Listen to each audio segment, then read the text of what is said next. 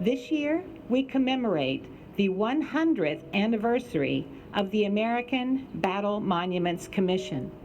I would like to share the promise made by the very first chairman of the American Battle Monuments Commission, General of the Armies John J. Pershing. General Pershing said, "The commission will ensure that time will not dim the glory of their deeds." By changing these headstones today, despite the passage of many decades, the American Battle Monuments Commission continues its commitment to honor these service members and the armed forces by fostering their legacy and commemorating those legacies for future generations. I offer a heartfelt thank you to Operation Benjamin for the wonderful work that the organization undertakes to correct historical errors and provide comfort to the families of the fallen. This is what Project Benjamin is all about, identifying the many fallen Jewish soldiers in their final place of rest as Jews.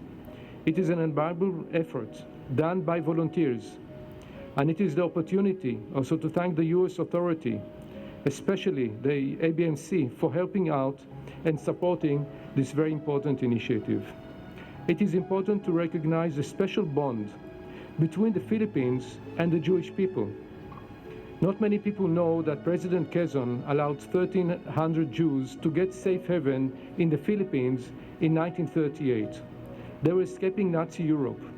Most countries closed their doors, but not the Philippines. I meet now and then their descendants, some of them in meaningful government positions. Therefore, it is so important to recognize also that Jewish soldiers have sacrificed their life to liberate the Philippines. This is a true bond. Our God and God of our ancestors, accept with mercy our prayer for our country, the United States of America, and its government. Pour out your blessings on our land, on its officers and officials who work faithfully for the public good. Teach them from the laws of your Torah, enlighten them with the rules of your justice, so that peace, tranquility, happiness, and freedom will never depart from our land. Before we begin, Sam Cordova, you'll see, is under a Star of David. His headstone was changed during the pandemic, during COVID, when none of us who wanted to come, very much tried to come, were not able to be here for it. So we'd like to not redo his ceremony, but honor Sam Cordova for his service. I'd like to tell you just one very fascinating and very sad note about Sam Cordova. He was killed very, very, very early in the war. It was actually the first day of the Japanese attack on Corregidor Island. He was killed in the first few hours of the first bombing early in the war at the first attack on Corregidor. When Sam Cordova died, his brother had a child 2 years later, and they named that child in his memory Sam Cordova. When Sam Cordova II grew up, he joined the U.S. Marine Corps and was an F-4 fighter jet pilot during the Vietnam War and was killed in action over Laos in 1972. So two Sam Cordovas, same family. We're going to honor the first Sam Cordova. I believe that it was towards the end of the summer of 2020 when we received a call from Shalom Lamb at Operation Benjamin, confirming that Harry was, in fact, the brother of Corporal Sam Cordova, who was killed in action during World War II on the island of Corregidor, and if he would be willing to give his permission for the Latin cross at Sam's gravesite at the Manila American Cemetery to be replaced by a monument with the Star of David.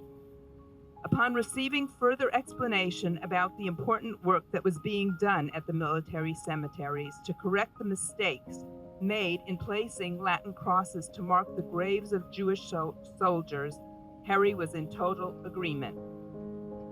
When those who were working to correct this mistake learned that Harry had himself served in World War II, making him one of the very few surviving veterans left from this war, it was truly full steam ahead to not only make it happen, but to aim for the 29th of December 2020, since that would be the 79th anniversary of Corporal Cordova's untimely and tragic death.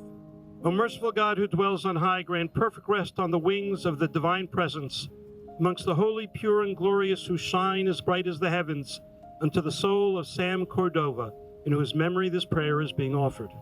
May the merciful one protect his soul forever, and may he bind his soul in the bonds of eternal life. The everlasting is his heritage, and may he rest in peace, and let us say, Amen.